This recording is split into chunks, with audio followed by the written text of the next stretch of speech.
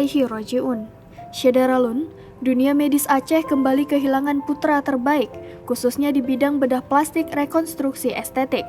Dr. M. Jailani SPBP REK berpulang ke rahmatullah pada hari Kamis 3 Maret 2022 sekitar pukul 7:22 waktu Indonesia Barat di RSUD ZA Banda Aceh.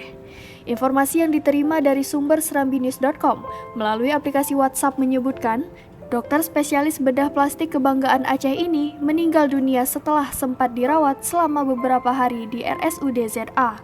Sosok yang akrab dengan aksi sosial operasi bibir sumbing ini diduga mengalami masalah pada jantung hingga harus dirawat intensif di ICU kardiak RSUD ZA Banda Aceh. M. Jailani, dokter syarat prestasi, namun selalu rendah hati ini kini pergi untuk selamanya. Banyak prestasi yang sudah ia torehkan dan sumbangsih yang tak ternilai telah ia amalkan. Ia juga sering terjun langsung ke meja operasi di rumah sakit ternama di Indonesia. Mobilitas dan jam terbang yang tinggi membuat Dr. Jailani cukup dikenal dan dihormati di dunia medis.